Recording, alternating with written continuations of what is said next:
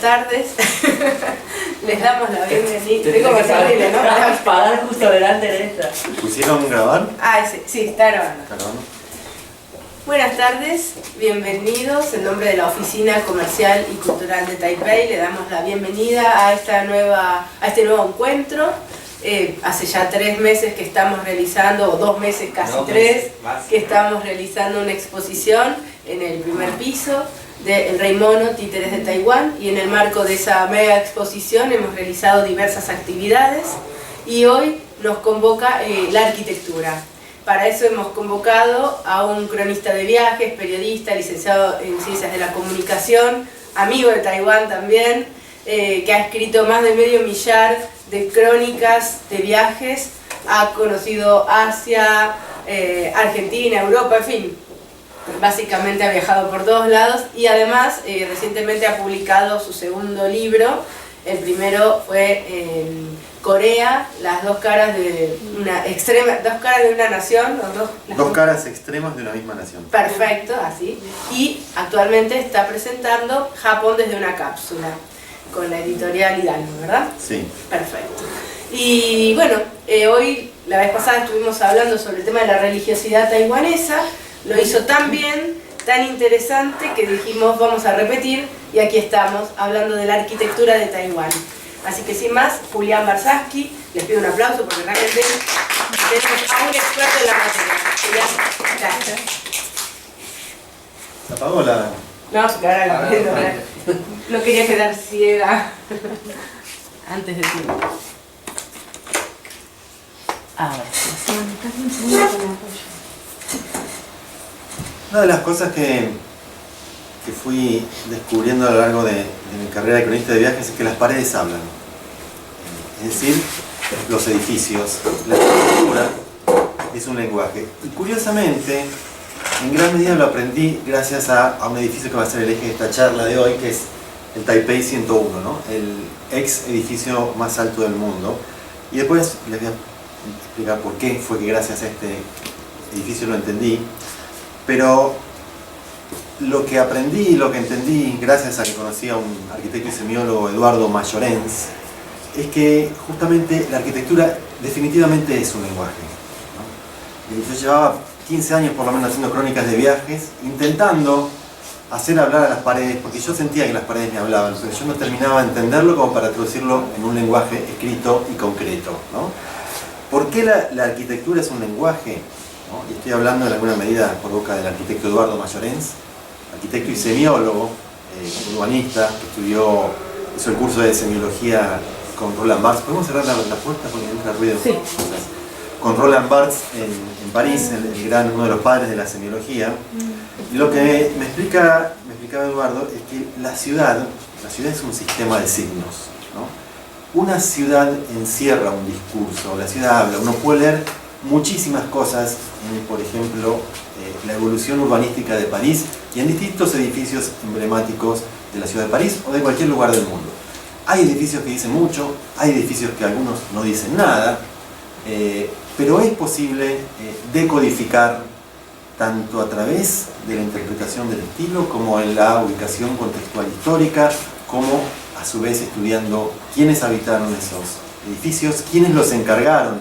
Habla el arquitecto y también habla quien lo encargó, y quien lo encargó a su vez es un reflejo de su época. Entonces las ciudades son libros que pueden ser leídas, y las ciudades son libros que recorremos, que caminamos y que nos generan sensaciones, ¿no? En la medida en que son interpretadas y que generan sensaciones que pueden estar marcadas por la subjetividad de cada uno, pero hay también ciertas formas consensuadas de interpretar lo que es de lo que transmite un edificio o una ciudad, que hace que estén dentro de una red de semiosis social. Por lo tanto, que sean un lenguaje, que van a ser cada uno de estos mensajes, van a ser decodificados según las condiciones de recepción de cada uno, y también están las condiciones de producción del emisor. Toda ciudad es una mezcla caótica de estilos, sin lugar a duda.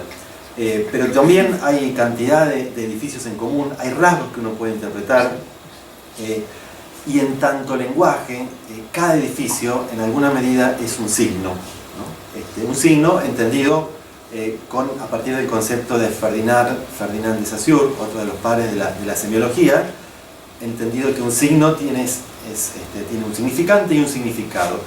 El significado es esa idea que, si uno ve la palabra casa escrita, la palabra casa no tiene ninguna relación directa, ¿no? Sino que es arbitraria la relación con la casa como tal, porque no son ideogramas como acaso los chinos, ¿no? Es arbitrario, ¿no? Una casa, uno se imagina una idea, ¿no? Ese es el significado, ¿no? El dibujito de una casa que uno hace mentalmente. El significante son las 4 letras. Pues en el caso de la arquitectura entendida como lenguaje, cada edificio es un signo, ¿no? Con 2 particularidades. Es un signo que tiene una materialidad física, cosa que generalmente no sucede, y la otra es que no tiene reglas exactas escritas en algún lugar, a pesar de que sí hay una gramática, porque si no, no serían interpretados más o menos de manera parecida, pero son reglas abstractas, ¿no? No están definidas, y digamos que está aún más abierto a la interpretación de cada uno.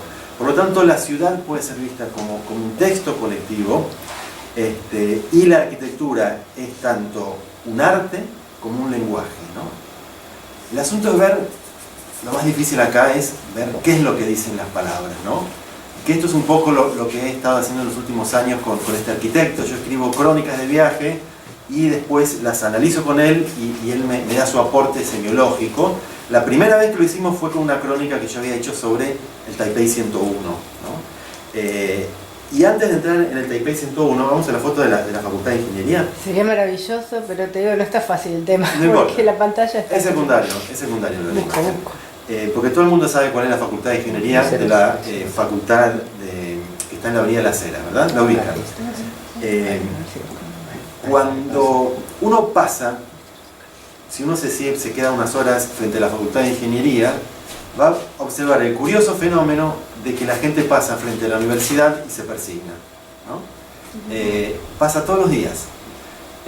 Claro, esa universidad fue diseñada como una iglesia gótica, ¿no? A nosotros, al 99% de las personas, interpretamos que una iglesia gótica tiene tal característica que va como increciendo en un remate. En este caso, como está inconclusa, le faltó el remate, ¿no?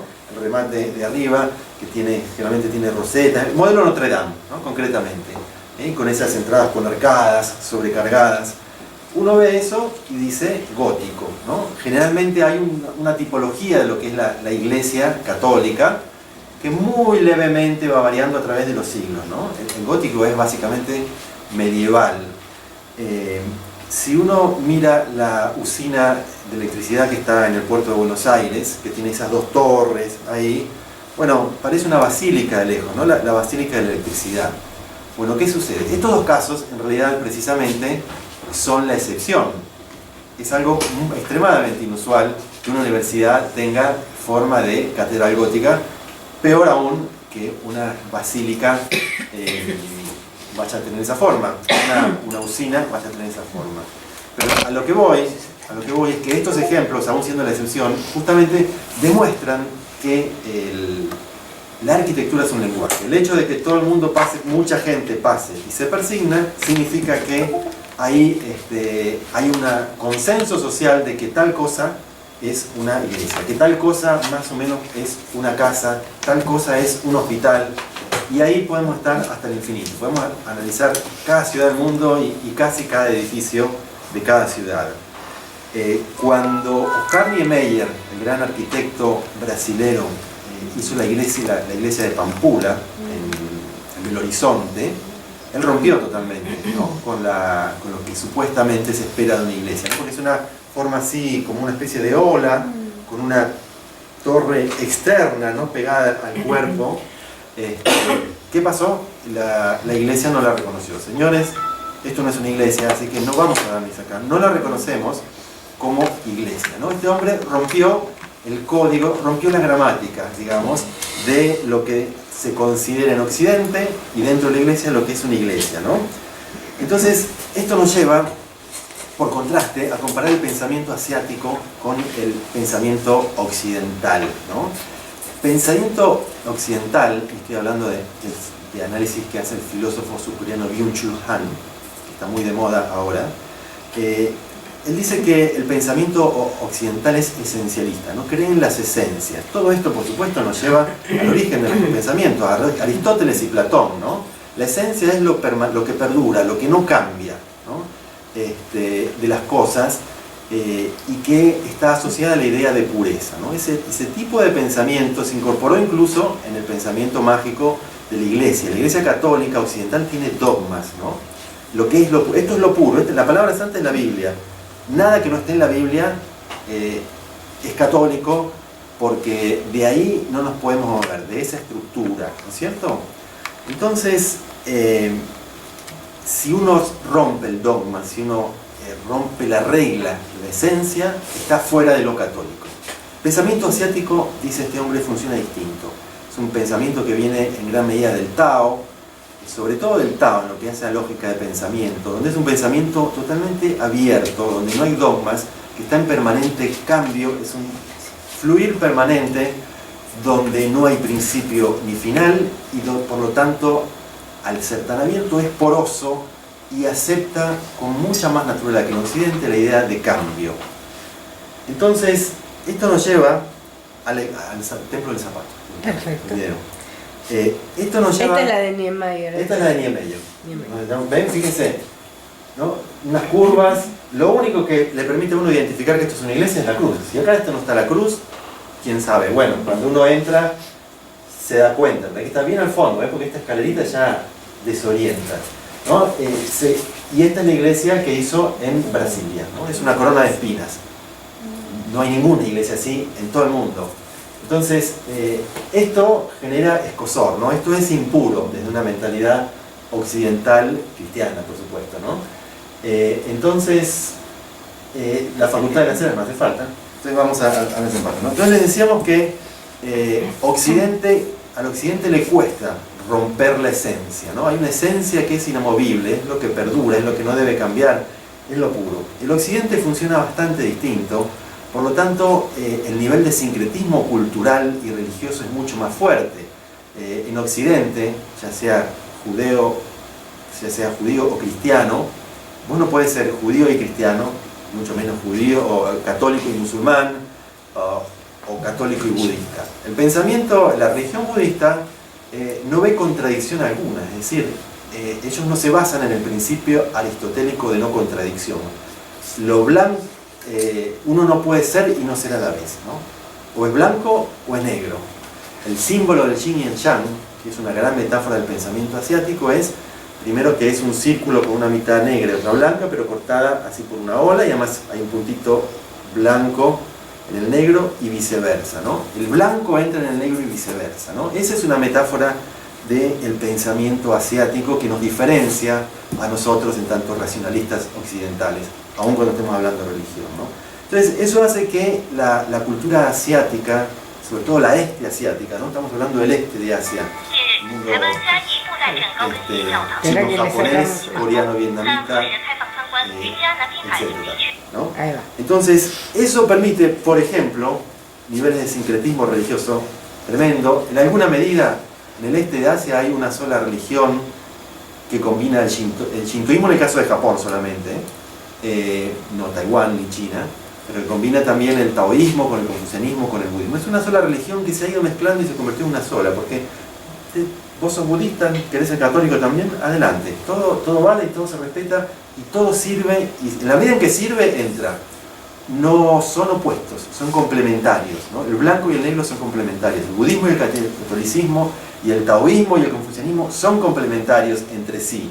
Ese es el pensamiento. No creen en el principio de no contradicción occidental. Eso permite que, por ejemplo, alguien en Taiwán se tome la tremenda licencia de hacer un templo con la forma de un zapato, ¿no? Imagínense que acá a alguien se le ocurriese crear un templo de lo que sea, ¿no? Porque este es un templo en realidad ecuménico, puede decirse. Que acá a alguien se le ocurriera un templo, ya sea católico, musulmán, judío, con forma de un zapato. Se lo prende en fuego. Imagínense que a pobre Niemeyer le rechazaron durante 40 años esta iglesia, que tampoco es tan revolucionaria como un zapato de cristal, lo que pasaría si a alguien se le ocurre un zapato. Bueno, estoy exagerando un poquito, ¿no? Porque en realidad este zapato fue efectivamente pensado como un espacio para casamientos, pero primero que todo, un contexto asiático. Generalmente en el Asia la gente no se casa en los templos. Decime si estoy equivocado. Se casa en los templos. La gente no se casa en templos normalmente. En Japón sí, en los templos shintoístas. Pero en el mundo chino me da la impresión de que no es así. Es más importante la casa del padre y casa de los de tanto del lado de novia como del lado de novio.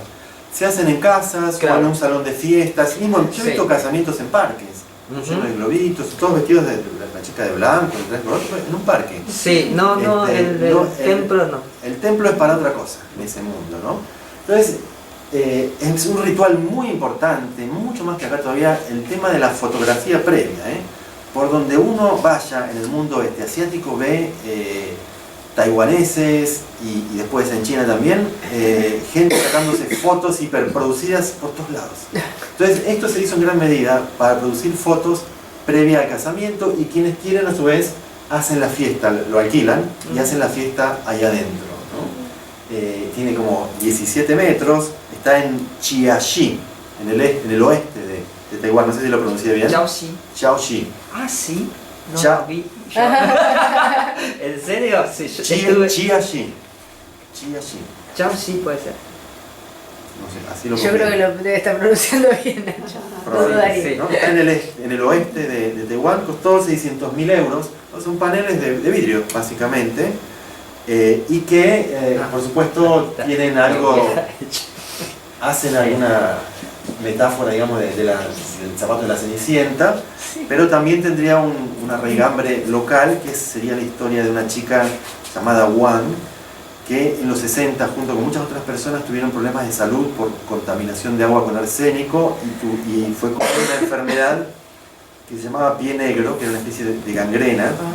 Aparentemente a esta chica le cortaron las 2 piernas y no se pudo casar, y se convirtió en monja de algún tipo de templo, probablemente taoísta, y entonces un poco remite a esa historia, y esto fue obra del gobierno municipal, ¿no? Y concretamente, explícitamente lo han dicho, esto se ha hecho para convertir a nuestro lugar en un atractivo turístico, ¿no? Lograr un ícono, ¿no? Y vamos a volver a la idea del ícono arquitectónico con el Taipei 101, lograr un ícono que atraiga a mucho público para mover la economía local, ¿no?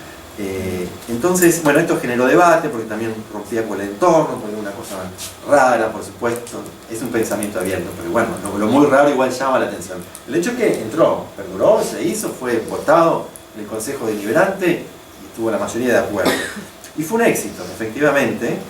De hecho, empezaron a ir 200.000 personas por mes a hacerse la foto, completamente, ¿no? A hacerse la foto. Ya hoy por hoy, la arquitectura moderna, generalmente la que tenga que ver con turismo, ya incluye un lugar pensado para la selfie, ¿eh? Yo he estado en hoteles hipermodernos, me acuerdo en Doha, con artistas europeos impresionantes que hicieron toda la decoración, y ahí había una escalera circular que no conducía a ningún lugar y que era para hacerse la selfie, ¿no? Lograr que el cliente te haga el marketing, concretamente, a través de la sociedad de la transparencia. Bueno, el hecho es que después empezó a pasar de moda y empezó cada vez a ir menos gente, así que ahora le han puesto lugares externos para darle más atractivo a nivel fotográfico, y están haciendo campañas, porque pasada la novedad parece que no ha sido tan exitosa. Claro, salió en la prensa del mundo entero. Vaya si fue efectiva la movida de marketing concretamente. Hicieron un templo con razones marketineras, templo entre comillas, ¿no? Repito, templo entre comillas porque un poquito se está exagerando, pero es que bueno, en el mundo del este de Asia el templo no es para casarse, así que de alguna medida es un equivalente a nuestro templo. Entonces, pasamos a la foto de la Segunda Guerra.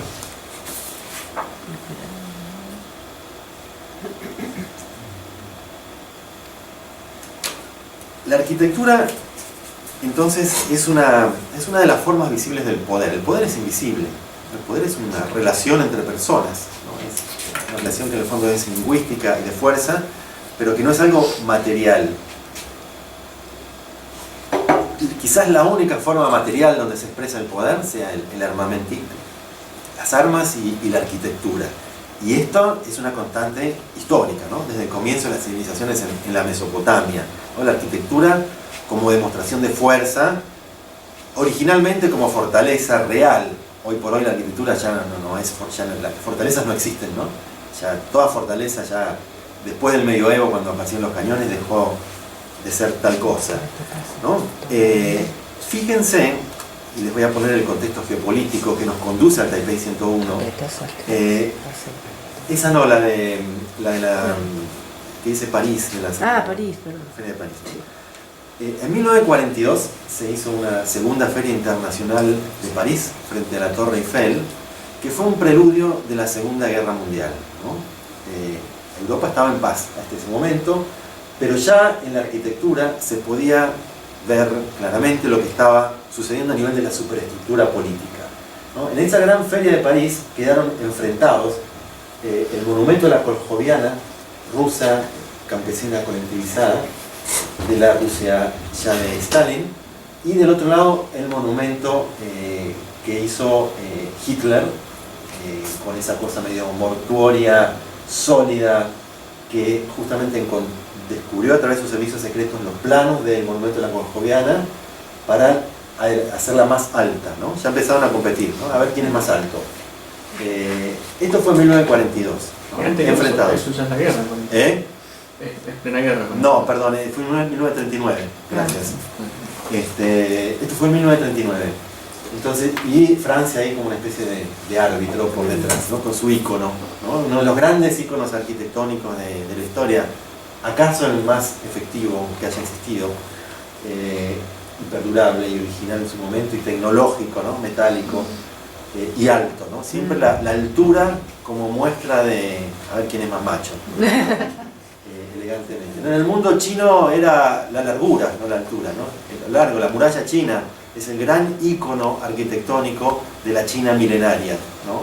En la modernidad se empezó a crecer hacia arriba, lo cual habla, por supuesto, también de cosmovisiones, ¿no?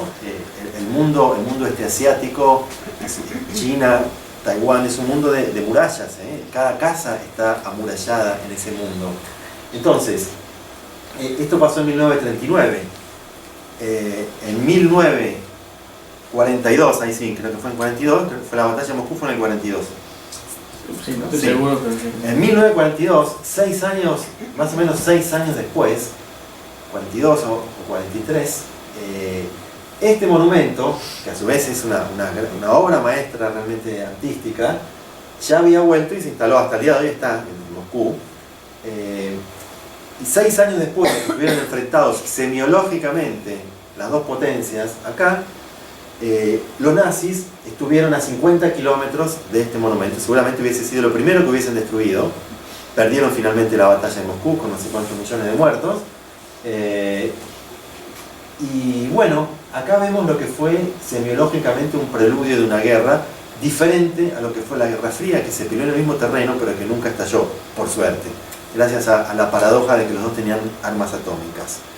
Pero después de la Segunda Guerra Mundial, precisamente, la batalla geopolítica, de la cual el Taipei 101 es una expresión también,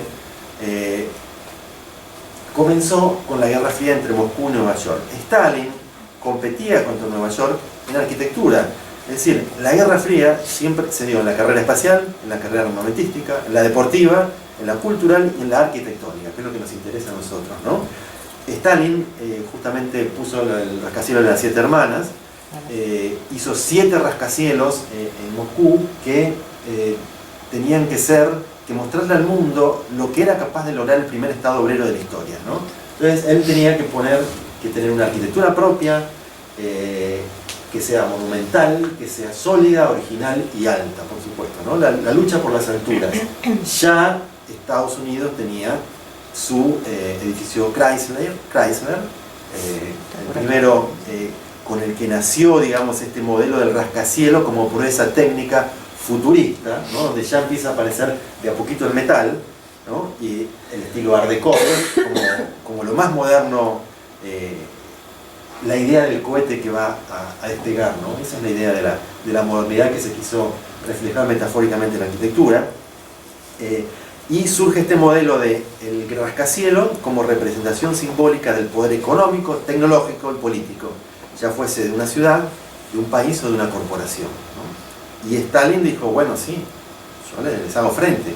Y ahí fue que hizo el proyecto de las 7 hermanas, que ya viene de antes de la guerra, en realidad el proyecto de las 7 hermanas empezaron antes, y faltó, son 7 edificios como estos, ¿no? Que están haciendo un círculo, una metáfora de una fortaleza, ¿no? Y en el centro iba a estar el más alto de todos, que iba a tener creo, como 700 metros, y iba a estar coronado con una estatua de Lenin.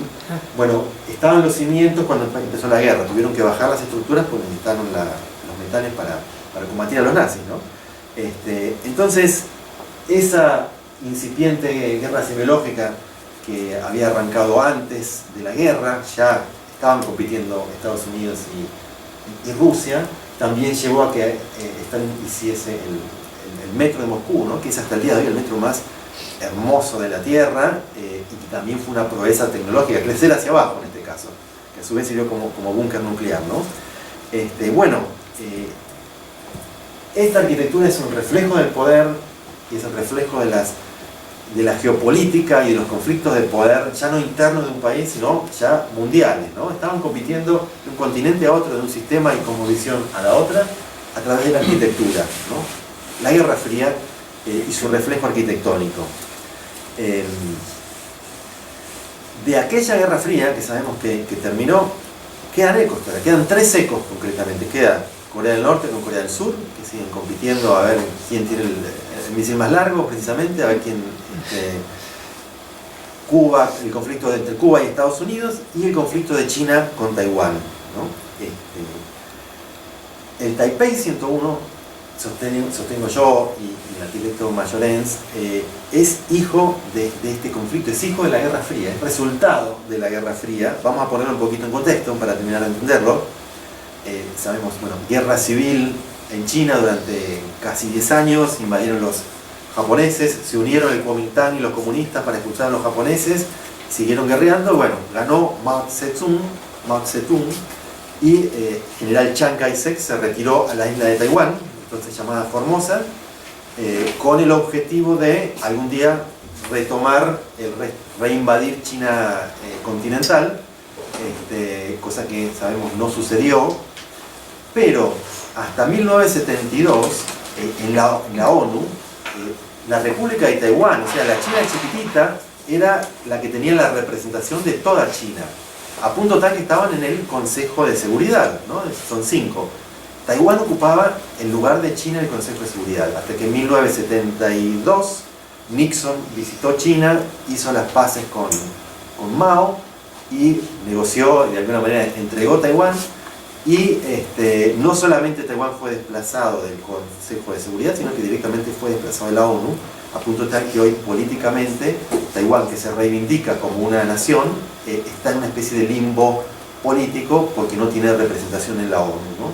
Pero el conflicto sigue, ¿no? El conflicto sigue, es una guerra fría que por suerte nunca se hizo caliente, y por lo tanto sigue expresándose de la misma manera a través de la competencia cultural, deportiva, armamentística y arquitectónica, que es lo que nos interesa en este contexto de la charla de hoy, ¿no? El Taipei 101, ahora sí, por un lado fue una mala noticia para los argentinos porque desplazó a un tucumano del podio, desplazó a las Torres Petronas, que están en Kuala Lumpur, Malasia, que eran el edificio más alto del mundo, que lo hizo un tucumano. Bueno, murió hace poco, César Pelli, ¿no? El Taipei 101 se inauguró en el 2010, ¿no? Hace ya casi 10 años. Y fue por unos 2 o 3 años el edificio más alto del mundo, ya hay como 4 más o menos más alto, creo. Y uno de los rasgos centrales estilísticos de este edificio es que se marca ya en un tipo de rascacielos que ya es diferente al rascacielos originario del modelo Chrysler o Empire State o las Torres Gemelas, que son modelos donde va avanzando el hierro, el titanio, el aluminio, pero no el vidrio. Estos edificios ya, digamos que del siglo XXI y un poquito antes, están marcados por lo que sería la estética de la desaparición, ¿no? Lo que el filósofo y arquitecto Paul Virilio llama la estética de la desaparición, de la desaparición, que es una estética transparente donde se abandona el ladrillo y el hormigón armado, ¿no? Que es esa cosa cerrada, sólida, para pasar a ser suplantada poco a poco por el vidrio, primero por el titanio, el aluminio, el titanio y finalmente el vidrio. Hoy por hoy ya los edificios son cajitas de cristal. El edificio moderno paradigmático hoy es una caja de cristal. Es difícil salir de eso hasta ahora, vamos a ver hacia dónde evoluciona, ¿no? Esto genera edificios transparentes, que generan la sensación, sobre todo cuando uno está adentro, de que hay una continuidad, al desaparecer la pared de ladrillo, ya hay una continuidad entre la adentro y la afuera. Desaparece un poco esa barrera, lo cual da mucha mayor sensación de espacialidad, de comodidad visual y probablemente de relax, ¿no? Se le va quitando, a través de un efecto visual, que no es otra cosa, la sensación de encierro, ¿no? Lo cual a su vez uno la relaciona con la idea de libertad. Paul Virilio ve en esto una metáfora de la digitalización del mundo, ¿no? Del mundo que se va desmaterializando a través de las imágenes en 3D, el mundo virtual. Bueno, él ve en esto una metáfora de esa desmaterialización del mundo, ¿no? Cuando uno entra al Taipei 101, primero que todo hay un mega hall central, acorde a las proporciones. Cuidado que si se apaga, se enchufaron No, estamos ahí. De acuerdo a las proporciones del edificio más alto del mundo, es un mega hall central con un shopping gigantesco, hiperluminoso, radiante, blanco, lleno de mármol, de 160 tiendas de boutiques de las mejores marcas del mundo, ¿no? Siempre la idea de la modernidad, ¿no? El shopping acá, en primer lugar. Y uno entra a un ascensor que es como una especie es una cápsula presurizada, ¿no? Que sube a 60,5 km por hora. Uno mira hacia arriba y hay techo de planetario, ¿no? Uno ve la noche estrellada y claramente uno tiene la sensación de ir hacia las estrellas, ¿no? Es metafórico, pero es lo que está sucediendo, ¿no? Estamos llegando a lo más alto que puede llegar una persona sin sacar los pies del suelo, ¿no? Sin volar. Y entonces cuando uno se abren las puertas en el piso 89, es un piso así, obviamente se puede recorrer circularmente, hay camaritas para espiar intimidades, ¿no? Para ver en primer plano aquello que es imposible de distinguir. Yo lo he visitado de día y lo he visitado de noche. De noche obviamente que no, pero de día creo que tampoco uno llega a distinguir a la persona, ni siquiera como un puntito. Sí se puede distinguir como un puntito los autos, ¿no? Pero la imagen más importante creo que es la nocturna, ¿no? Porque uno empieza a ver los contornos, ya los edificios son luminosos, prácticamente la arquitectura moderna emite luz, ¿no? Es otro de los rasgos, ¿no? Luz cambiante. El mismo Taipei 101 va cambiando de color todos los días, incluso por momentos, ¿no? A través de las luces internas y creo que reflectores también. Entonces uno ve edificios esféricos, recuerdo que había una vuelta al mundo gigante que se mueve, edificios enanos, ¿no? Porque todo parece enano en comparación. Las autopistas que se ven como una cola de dragón que van vivoreando hasta el infinito con sus lucecitas en fila de los autos que se bifurcan así capilarmente hasta desaparecer de la visión. Y al no haber gente, lo que se ve a simple vista, sobre todo en la noche, es como una especie de el esqueleto de una gran ciudad, una ciudad vacía, ¿no? Y es también una especie de mirada cenital de un dios que lo ve todo y no ve nada a la vez, porque salvo lo muy grande no es posible individualizar gran cosa, no se pueden ver las personas, o sea, imagínense. Es decir, es el espectáculo de la modernidad en su máxima expresión, ¿no? Si alguien viniese de otro siglo y viese eso, no podría creer, tendría la sensación de estar en otro planeta, ¿no? Nos da la pauta de cuánto ha cambiado el mundo a partir de la tecnología en un siglo apenas, ¿sí? En un siglo. 1919, ¿cuántas ciudades del mundo tendría la electricidad callejera? 1919, ¿cuántos rascacielos había? 2 o 3. El Chrysler creo que es del 1890 y pico, si no recuerdo mal. Ahí, por supuesto, una vez ahí arriba, el merchandising infaltable, ¿no? Uno puede comprar lo que sea, la gorrita, el llaverito, las medias, la chaqueta del Taipei 101, la estatuilla, la copa, lo que sea, ¿no? Y incluso además había en venta, me llamó mucho la atención, un mapamundi, ¿no? Esa idea de grandiosidad, un mapamundi de piedras preciosas, así grande, costaba $60.000. Wow. Entonces, este edificio tiene un lado, ¿no?, de proeza técnica, ¿no? Cuando uno se asoma a ver cuál es, digamos, el basamento de esa proeza, ve que tiene 380 postes estabilizadores, ¿no?, que se hunden 80 metros bajo tierra. Y además tienen 8 pilares de acero rellenados con hormigón armado, ¿no? Las ventanas pueden resistir el impacto de 8 toneladas, ¿no?, de un golpe de 8 toneladas. Recordemos que estamos en una zona de tifones, por un lado, tifones, ¿no? Al mismo tiempo, ese es el amortiguador eólico, tiene, voy a ver si le hacemos 2 o 3 amortiguadores eólicos. Esto es gigante, esto tiene 5,5 metros de ancho, ¿no?, de diámetro. Ese amortiguador son bolas con 40 capas de acero, que pesan 360 toneladas cada uno y que están colgando por hilos de acero, naturalmente, y que producen el efecto de que todo edificio se mueve, no sé si lo saben, todo edificio se mueve por el viento, o puede moverse, y más al ser más alto y en una zona de muchos vientos. Entonces, este amortiguador eólico es una invención, es una tecnología que fue inventada, que yo sepa. Sí, este fue el primer edificio que lo tuvo. Están colgando y cuando el edificio se mueve hacia allá, la bola de acero se mueve hacia acá y viceversa. Entonces esto permite que el balanceo sea menor. El balanceo es inevitable y además es necesario, pero también inevitable. Entonces esta bola a su vez tiene un sistema que se inmoviliza automáticamente si hay un terremoto, porque si hay un terremoto empieza a hacer así y destruye todo. Entonces, y esa bola está ahí a la vista, uno camina por acá, hay gente. Es como ver otra vez, ¿no?, el esqueleto del edificio por dentro. A su vez, este edificio, como Taiwán está en una falla sísmica, creo que casi todo Taiwán, por lo menos, o una parte. Taiwán es una isla sísmica, ¿no? Está en una zona volcánica. Por lo tanto, en Taiwán no hay rascacielos, no había rascacielos, había edificios. Este fue el primero y el único que yo sepa hasta ahora. El único. Por eso el Taipei 101 sobresale como una jirafa en un rebaño de ovejas. Es una cosa totalmente desproporcionada, ¿no?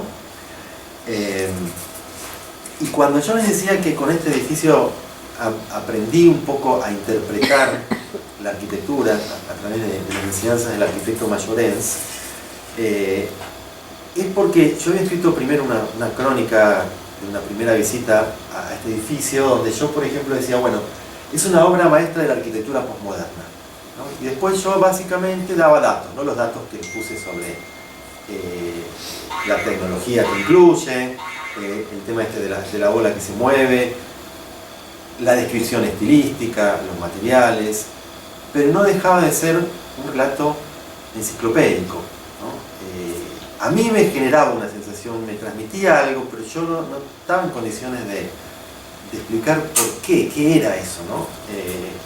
Hasta que finalmente estuve analizando el edificio con este arquitecto y él me ayudó a interpretarlo. Cuando uno tiene la interpretación, entiende el porqué, entiende lo que está diciendo. Es decir, me empezó a traducir en palabras lo que está diciendo este edificio. Como lo está diciendo en un lenguaje abstracto, no en palabras, yo tampoco encontraba esas palabras. Y por lo tanto, sentía que fracasaba, porque mi trabajo es encontrar las palabras. Yo escribo, yo no filmo. Un bañero tiene que salvar gente que se ahoga, un periodista tiene que escribir. Y para ser un buen periodista y sobresalir tiene que escribir algo distinto, no lo que ven todos a simple vista, ¿no? El mundo físico y ya, ¿no? Hay que tratar de traspasar ese mundo físico para ofrecerle al lector algo distinto, ¿no? Algo más inteligente. Bueno, a mí no me daba la inteligencia, pero sí lo conocí a este arquitecto y él me empezó a explicar, por ejemplo, ¿qué es lo que dice este edificio? Este edificio, curiosamente, gracias a las tecnologías, también habla oralmente, porque uno tiene la audioguía. Uno recorre el edificio con una audioguía donde es la voz oficial, es el relato oficial de quién hizo este edificio o de los dueños de este edificio. Entonces, por un lado la audioguía decía cosas tales como el Taipei 101 representa nuestro objetivo de llegar más allá de la perfección. Bueno, en tanto relato oficial siempre va a ser exagerado, obviamente, ¿no? Quizás el punto medio me lo dio el arquitecto, que me está diciendo, bueno, por un lado, este edificio que te está diciendo, nadie llegó más alto que nosotros, y por lo tanto le ganamos al mundo, sí. A nosotros nos importa sobre todo es ganarle a China, ¿no? Con quienes tenemos este conflicto geopolítico, la China que está enfrente, ¿no? Ellos tienen miedo que China se los coma, como a Hong Kong, digamos. Entonces, le están peleando en ese terreno, ¿no? ¿Qué más está diciendo? Está diciendo, los taiwaneses somos fuertes, ¿no? Y nos podemos defender, ¿eh? Seremos chiquititos, pero somos bravos, somos duros. Entonces, cuidado, no se metan con nosotros, ¿eh? Porque vamos a ver qué pasa. Eso está diciendo la arquitectura de manera casi explícita, Uno lo exagera un poco, pero lo está diciendo así, ¿no? Nosotros podemos soportar tifones, cualquier adversidad, somos indestructibles. Miren lo que hacemos. Somos tan grosos que no solamente hacemos el edificio más alto del mundo, sino que lo hacemos en el medio de una falla sísmica y en zona de tifones. Miren si habremos avanzado, ¿no? Entonces, a su vez, tiene otro valor esto, porque el edificio encierra un gran simbolismo. Por un lado es una deconstrucción de una caña de bambú, que tiene algo de pagoda,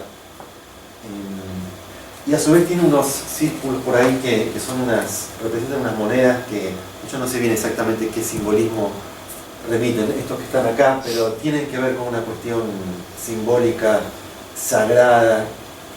En los templos asiáticos uno ve monedas, se queman billetes, el dinero, no está ese pudor occidental contra el dinero entra al templo y se pide explícitamente por dinero, etcétera, ¿no? Entonces, esas dos símbolos que están ahí son monedas.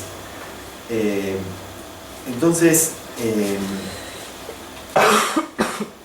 al mismo tiempo, esto está diciendo, nosotros somos muy modernos, somos los más modernos, pero estamos muy orgullosos de nuestra cultura milenaria, ¿no? Eso semiológicamente, es decir, esto es un signo que está diciendo las dos cosas a la vez. Esto es parte del talento de ese gran arquitecto de apellido Li, que fue el creador de este edificio, ¿no? Lo chino está en disputa, ¿no? En este conflicto geopolítico. Al principio nosotros somos la verdadera China, lo decían los de China continental y los decían de la isla de Taiwán. Los chinos somos nosotros y vamos a reconquistar la China continental para unificar China. Los chinos hasta el día de hoy dicen lo mismo también, o sea, está en disputa lo chino, ¿no? Entonces, en la medida en que no hay guerra, es una disputa semiológica, ¿no? Y en eso, bueno, se tiran sus misiles virtuales semiológicos en este sentido. Y en este caso, puntualmente, Taiwán logró transmitir su mensaje con efectividad, ¿no? ¿Por qué lo logró? Porque este edificio, por ejemplo, el edificio de la petrolera Gazprom en Moscú, es un edificio supermoderno, vidriado, alto. Es un edificio global, que lo mismo podría estar en París, en China o en Nueva York. Si uno va a Shanghai, lo mismo. Va a haber muchos rascacielos, por cierto. No me acuerdo si ahora hay uno más alto que esto, no estoy seguro. Creo que hay uno más. Sí, ahora hay uno más alto que este. Pero lo mismo. Son modernos, son originales, pero no son edificios chinos. Podrían estar perfectamente en Doha, en Dubái, en Buenos Aires, donde sea, ¿no? Tienen la proeza técnica, demuestran esa solidez, pero no lograron mantener en el lenguaje arquitectónico un mensaje chino, ¿no? La idea de lo milenario, ¿no? de respetar y mantener la raíz. Una raíz milenaria cuya solidez sostiene nuestra modernidad. Eso, a través del lenguaje del diseño, no ha sido logrado en China. Li fue el primer arquitecto que logró esta síntesis semiológica que dice: nosotros somos chinos, estamos basados en la cultura milenaria y además somos modernos y somos todo eso a la vez, ¿no? Este fue el gran logro del arquitecto C.Y. Li. Ese CY yo no sé si es una... ¿cómo es? Son iniciales o que nunca puedo encontrar el nombre completo del arquitecto Lee. No sé si vos lo sabés, pero el nombre completo del arquitecto C.I. Lee. Ahora no lo puedo encontrar. Estaba buscando lo que significa eso, las monedas. Ah, sí. Esas son monedas antiguas. Claro, son monedas muy antiguas. Claro, es de esta forma, es un círculo con un cuadrado en el medio. Exacto. Son monedas antiguas y evidentemente eso quiere decir la economía que hay en Taiwán, en Taipei. Claro, un reflejo de decir, claro, somos ricos, somos chiquitos pero somos ricos, me están diciendo. Ahora busco El arquitecto. Es decir, que la síntesis de este edificio es que es milenario y es futurista a la vez, ¿no? Es realmente genial. A mí, puntualmente, me parece una obra maestra arquitectónica, ya de por sí, al margen de todo el contexto geopolítico, pero es genial porque se convirtió en un ícono, a su vez, ¿no? Se convirtió en un ícono de Taiwán, así como la Torre Eiffel. Todo el mundo quisiera que, todos los arquitectos del mundo quisieran que cada una de sus construcciones sean ícono, ¿no? El Le Corbusier tiene su casa, la casa que hizo en La Plata, y es un ícono de Le Corbusier en Argentina. El obelisco es un ícono argentino y no recuerdo otro ícono arquitectónico en Argentina mundial, reconocido mundialmente. No lo hay. Bueno, Taiwán no lo tenía y este hombre lo hizo, ¿no? Di Lo logró. Zhuyuan. Ajá. El arquitecto Di Zhuyuan. Claro, se ve que lo hacen así para que sea fácil de pronunciar, porque si no, o de recordar. Sí. Es un nombre Sí. que casualmente significa el original abuelo. Ajá. El abuelo original. Es una buena original. O sea, Taiwán está diciendo, esta es nuestra arquitectura, que lo sepa el mundo. Y logró hacerse escuchar, ¿no? Entonces, este es el significado semiológico de este ícono taiwanés que está enmarcado en un contexto geopolítico, ¿no? Este hombre supo leer la complejidad histórica y el valor que le querían dar, y a su vez también es una mezcla de lo que venía a ser el modelo tigre asiático, que nació en Japón, pero que después siguió en el caso taiwanés, donde es el Estado interventor trabajando en paralelo con las corporaciones, ¿no? Ese es un poco uno de los rasgos centrales de lo que es el modelo tigre asiático, y este edificio, digamos, empalma con esa idea de la potencia corporativa, pero a lo asiático, ¿no? Porque el capitalismo asiático es distinto al occidental, ¿no? El capitalismo occidental brota de manera más anárquica y azarosa a través del libre mercado, realmente. Si uno analiza, no vamos a empezar a hablar de economía acá, pero si uno analiza el origen de los modelos económicos tigre-asiáticos, son crecimiento capitalista fuertemente direccionado desde el Estado, y seguramente que el Estado tuvo su participación importante en semejante inversión que tiene este edificio. No lo sé exactamente, pero seguramente algo he leído sobre eso. Ninguna megacorporación es del todo independiente del Estado en los países tigre asiáticos. Por tanto, esto también es un reflejo de las particularidades del modelo económico tigre asiático. ¿Alguien quiere decir algo o preguntar algo sobre esto? Sí. Yo creo que además de todo lo que representa desde justamente como una metáfora o representación del poder, digamos, la arquitectura como representación del poder, también este edificio tiene una particularidad de que tiene una visión de desarrollo sostenible y un aprovechamiento de los recursos, por ejemplo del agua. Creo que aprovecha el agua de lluvia, ¿no? También tiene paneles, y la luz natural. Exacto. Como para mencionar, digamos, que hacen también hincapié en esta cuestión. También fue vanguardia. Sostenible, digamos. También fue vanguardia, y ahora lo están siguiendo como a toda vanguardia, porque justo a 2 cuadras más acá ahora están levantando no es un rascacielos, creo que tendrá, no sé, ni 100 metros. Todo verde. El ecológico, el que se come la basura. Ese. Todo verde, Sí. sí, todo con vegetación alrededor.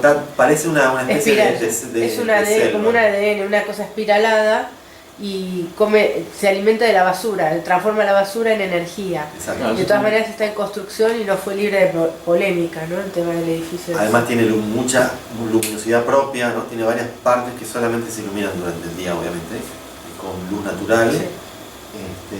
Lo mismo la calefacción, el uso de paneles para reproducir. Por supuesto, yo no creo que sean 100% sustentables. No, o sea, no, no. dicen No, que no, lo usan, 100% no creo, pero está bueno el mensaje sí, de la edición. lo usan como Seguro. también para purificar el anhídrido carbónico que hay en la ciudad a través de tal cantidad de árboles. Es Porque vertical.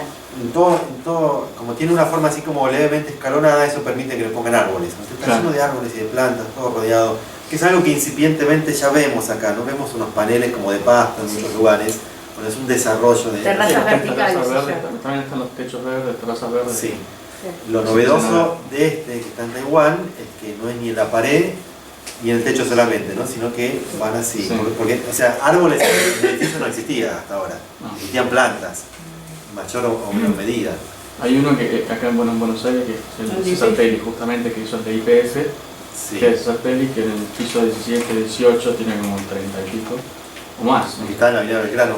No, No, está en Puerto Puerto Madero, Ah. en esa torre alta de Puerto Madero, todavía también, tiene 2 o 3 pisos que dejó, digamos, como un hueco, donde tiene árboles directamente adentro del edificio, de César Pelli. Sí. Adentro del edificio. Sí. Es de la torre de IPF, ahí en Puerto Madero. Bueno, la casa de Le Corbusier, acá en La Plata, tiene un árbol justo adentro, ¿no? Rodeado. Un árbol que sobresale y empieza a sacar los brazos así. Que él la plantó chiquito, ¿no? Pensando a los 30, 40 años. Y ahí está. Ahí se filmó la película El hombre de al lado. Ah, maravilloso. Ah, sí, sí. Eh, Que no sabía si no lo tenía presente, pero sí ahora que lo decís. Sí. Bueno. ¿Alguna En el pregunta? Taipei 101, ¿se cobra para ir al Sí. mirador? Sí. Ah, tiene un costo. sí. Y el ascensor más veloz. Decían que si ponías la moneda de canto, yo no sé si es cierto o es un mito popular, que si ponías la moneda de canto y subía todos los pisos y la moneda no se te caía, que a veces pasaba, viajabas gratis. Ese era En el suelo. Sí, como que vos la apoyabas y todos los pisos hasta arriba y no se te caía, podías viajar gratis. Eso me contaba Yafen. Se tapan los oídos. Y debe ser terrible, porque es en muy pocos y eso que está segundos. presurizada, ¿eh? Sí, sí, Pero sí, sí. se tapa. Y eso Sí, es claro. parte de la ciudad. ¿Vos has estado en Sí, Taipei? sí. Cuando fui como becario, ¿no? Claro. Yo fui becario de Taiwán ¿Qué opinás? Del- ¿Tan alto? en 2017 y bueno, sí, nos llevaron a visitar la ¿Y en torre. cuánto sube? ¿En segundos? Sí, sí, sí. 30 segundos. 36 segundos. 35, más o menos. Sí. Pero a mí me generó una conmoción, digamos. Tuve una sensación de estar en un lugar trascendente, una proeza de la humanidad. Sí, claro. De la humanidad, digamos. O sea, a mí siempre me atrajeron desde chico los rascacielos. Siempre me fascinaron. Y claro, y es hasta ese momento, hasta el día de hoy, es el más grosso que he visto, ¿no? El más bonito, además de ser el más alto, era el más bonito.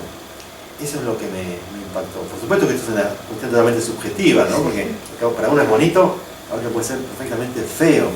Pero a mí me pareció majestuoso, sobre todo también porque toca una de mis debilidades, ¿no? Que es el mundo asiático. O sea, yo estuve en el lugar más grosso tecnológicamente, pero que tiene la estética asiática. Tiene lo que a mí me atrae. Yo tengo una predilección especial por la estética asiática también desde niño. Y acá lo encontré, por eso me produjo una confluencia de sensaciones que fue una especie de conmoción también, que no te lo produce en cualquier edificio, por lo menos a mí. Sí, esta cosa del bambú, ¿no? Que se dobla pero no se rompe. Sí. O sea, tiene algo de ciencia ficción todo esto, ¿no? Es entrar a un futuro, claramente. Una de las razones por la que me centro tanto en estudiar el Asia y escribir crónicas del Asia, porque uno en alguna medida se asoma al futuro, ¿no? Hacia ahí vamos. Nunca me hubiese imaginado que en 10 años ya hubiese 5 más altos, y ahora en Arabia Saudita están planificando uno que va a llegar en kilómetros. O sea, este fue el primero que superó el medio kilómetro de altura. Dios. Este tiene 510, creo que tiene, o 507. No me acuerdo.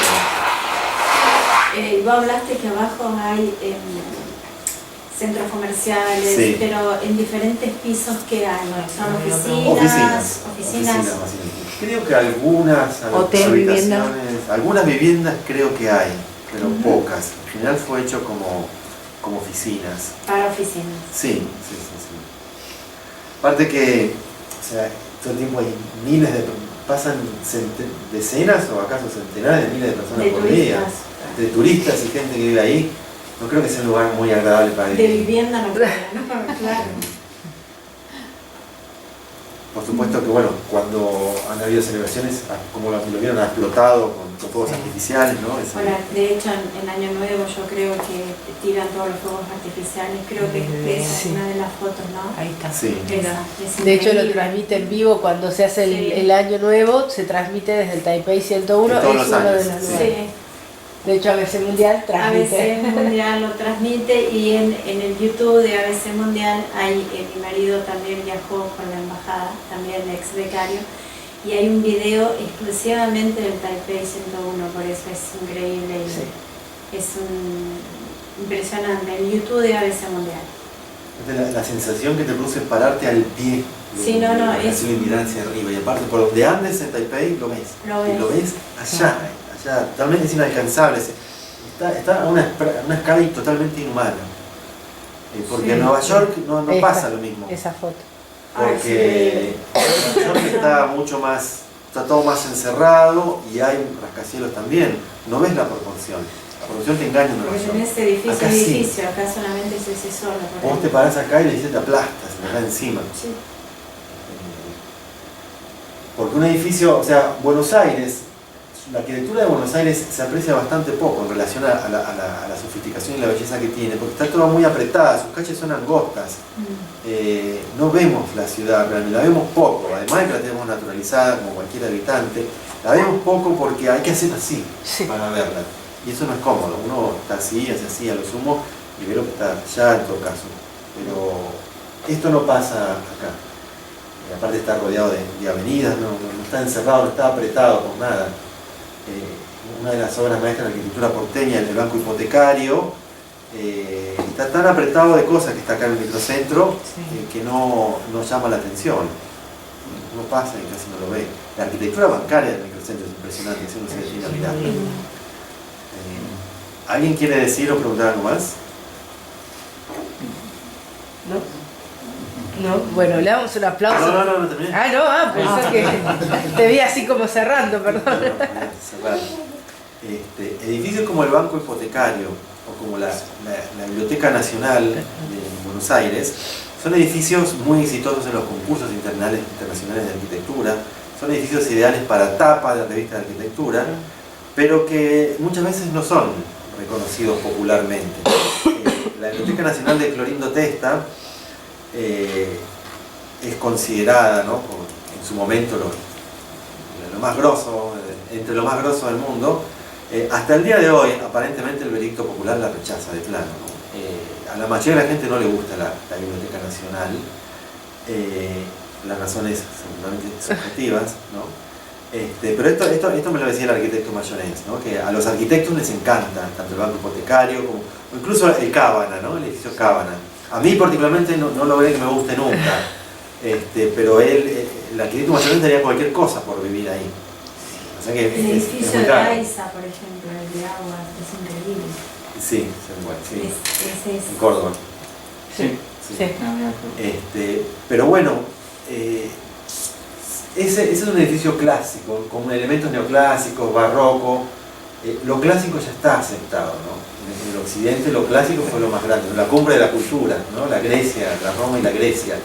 Y después de tantos años, el ojo vaya si se ha ido acostumbrando, ¿no? El ojo tiende a rechazar lo muy Es moderno. increíble. El ojo tiende a rechazar lo muy moderno, ¿no?, en teoría. Bueno, la Biblioteca Nacional fue muy moderna, pero hasta el día de hoy, a mí tampoco me gustan particularmente la Biblioteca Nacional, ¿no? Pero, ¿a qué viene esto? Otra de las victorias, creo yo, del Taipei 101 es que, además de ser gran arquitectura y que le gusta a los arquitectos, también logró la aprobación popular unánime, ¿no? Fue aceptado tanto por los taiwaneses como por el mundo entero, ¿no? Y eso es lo más difícil de todo, ¿no? Ser vanguardista y popular a la vez, ser aceptado. Rompés con la tradición innovás, o sea, haces un aporte. Yo creo que haces un aporte al gusto estético, ¿no? García Márquez, por ejemplo, es el más popular. Difícilmente haya un escritor que haya vendido más libros que él, creo yo, por lo menos en lengua castellana, en los últimos 50 años. Y a la vez, a mi modo de ver, es también el mejor. Borges fue grandioso, creo que vale tanto como Márquez, pero no logró la aprobación popular. Borges es para un grupo, lamentablemente. Funciona así, para bien o para mal, quién sabe por qué. No es el caso de esta, es una vanguardia que logró la aceptación. Eso es lo más difícil de todo. Y que te acepten los que quieren la vanguardia, y que te acepten los que les gusta y aprecian más lo clásico, porque tienen el ojo acostumbrado a lo clásico, ¿no? Evidentemente, esa síntesis entre lo milenario y lo moderno fue lo que le permitió esto. Todo el mundo se siente identificado, al menos en parte, en esta obra, ¿no? Entonces, en este edificio que es moderno y chino hasta la médula, Taiwán, digamos que muestra su identidad, ¿no? Y se lo dice al mundo, gracias a la genialidad de este arquitecto. Yo creo que por todo esto es una magistral victoria semiológica de la República de Taiwán, en términos semiológicos y en términos de este conflicto geopolítico con dos bandos. Es un gol de media cancha. Es un gol de media cancha para aplaudirlo de pie. En alguna medida es como el gol de Maradona contra los ingleses. No el gol con la mano, ¿no? Sino el otro.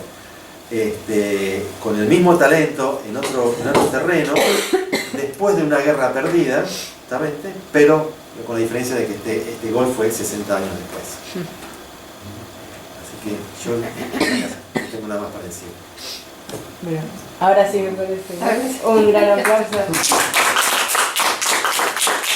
Maravilloso. Bueno, y se replicará con todos los que luego vean en las redes sociales.